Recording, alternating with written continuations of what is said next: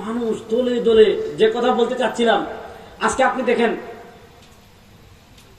গোলাপ শাহতে যদি যান, গোলাপ শাহ মাজার আছে গুলিস্তানে, দেখছেন? গোলাপ শাহ যদি যান, অথবা আপনি মিরপুরে যদি শাহালিতে যদি যান, দেখবেন নামাজ নাই।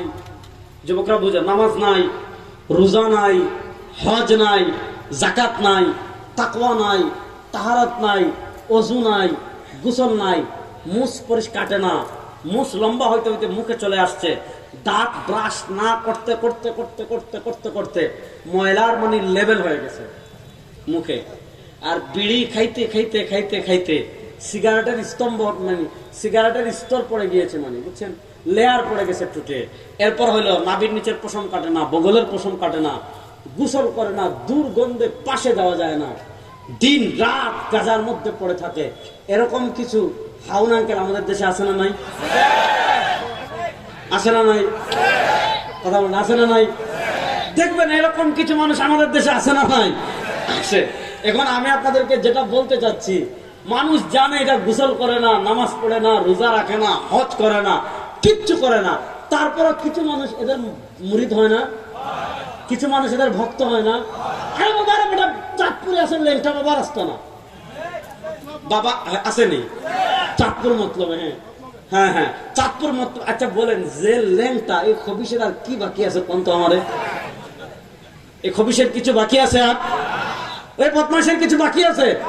কিন্তু যে বদমাশ খবিসটা ল্যাংটা থাকে, কিছু মানুষের ভক্ত হয় না। বাবার কিছু থাক আর না থাক, বাবার ভিতরে কিন্তু কামালত আছে। বাবার কিছু থাকুক আর না থাকুক, বাবার ভিতরে কি আছে?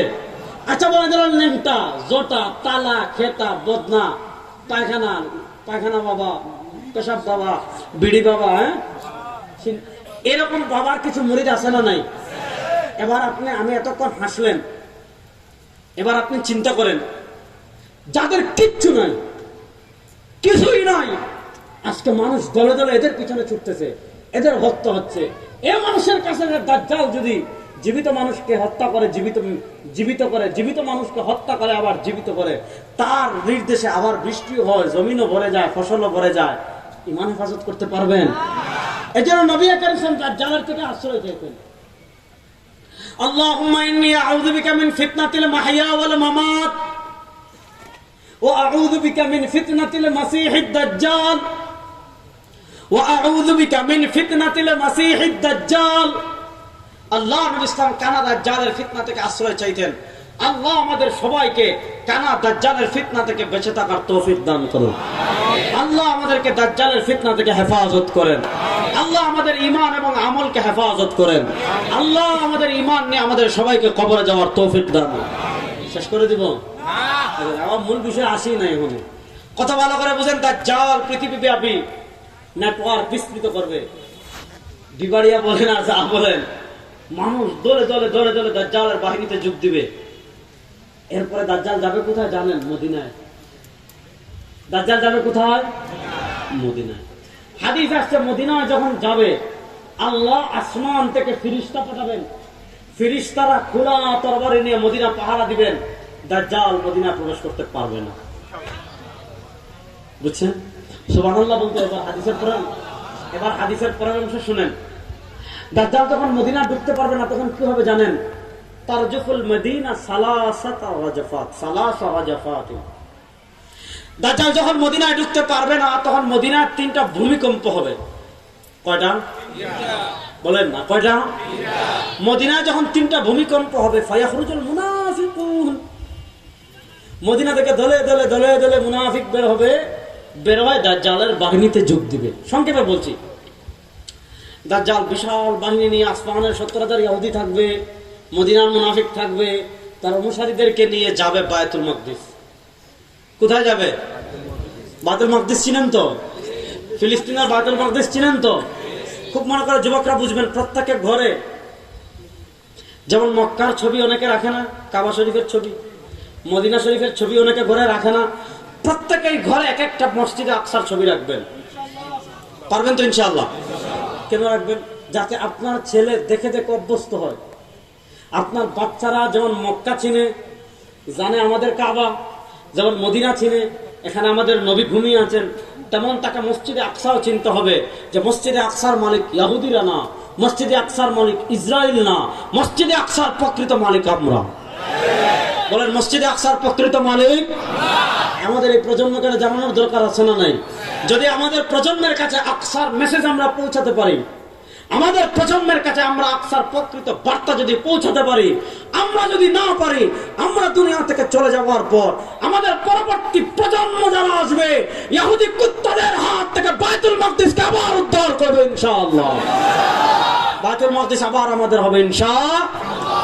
তো যেটা বলতে চাচ্ছি, দাজ্জাল যাবে বাইতুল মাকদিস, মাহদি আলাইহিস সালাম উনার নেতৃত্বে মুসলমানরা থাকবে কিছু ফিলিস্তিন মসজিদে আকসায়।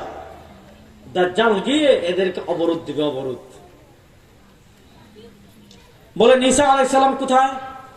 আসমানে। আলোচনা ওই পয়েন্ট হারাইলে এটা বুঝবেন না। ঈসা আলাইহিস সালাম কোথায়? জীবিত না মৃত? ঈসা আলাইহিস সালাম কোথায়? এ পিচ্ছি, ঈসা আলাইহিস সালাম কোথায়? জীবিত না মৃত? এবার আমি আপনাদের সঙ্গে আকীদা বুঝাচ্ছি। দাজ্জাল যখন বাইতুল মাকদিস যাবে, এরকম রাত হবে, ফজরের আযান হবে, ইকামত হয়ে যাবে অবস্থা, কাতার সোজা হয়ে যাবে। ও যে ইহুদিরা যখন ঘর ঘেরাও করেছিল, মনোযোগ, ইহুদিরা ঘর ঘেরাও করার পর আল্লাহ রাব্বুল ইজ্জত ওয়াল জালাল হযরত ঈসা আলাইহিস সালামকে জীবিত অবস্থায় আসমানে তুলে নিয়েছিলেন। দাজ্জাল যখন মুসলমানদেরকে বাইতুল মাকদিস ঘেরাও করবে, দাজ্জালের সাথে চূড়ান্ত যুদ্ধ করার জন্য আল্লাহ আবার হযরত ঈসা আলাইহিস সালাতু ওয়াস সালামকে দিমাশকের সাদা গম্বুজে দুই ফেরেশতার কাঁধে ভর করে আবার তাকে দুনিয়াতে পাঠাবে। এটা হলো কিয়ামতের একটা মৌলিক আলামত, নুজুল ঈসা। মানে কি? কিয়ামতের একটা মৌলিক আলামত হলো হযরত ঈসা আলাইহিস সালাম আবার দুনিয়াতে আসবেন। সুতরাং হতাশ হওয়ার কিছু নাই। ইহুদিদের সাথে আমাদের আবি অনেক খেলা বাকি হয়, ইহুদিদের সাথে আমাদের অনেক খেলা এখনো বাকি আছে, ইহুদিদের সাথে আমাদের অনেক হিসাব নিকাশ এখনো বাকি আছে। সুতরাং মুসলমান যুবকদেরকে বলবো, প্রস্তুতি নাও। আজ হোক, কাল হোক, পরশু হোক, সময় আসবে বাইতুল মাকদিস আবার আমাদের হবে, ফিলিস্তিন আবার আমাদের হবে, গাজা আবার আমাদের হবে, আসকালান আবার আমাদের হবে, গোটা ইসরায়েল আবার আমাদের হবে ইনশাআল্লাহ।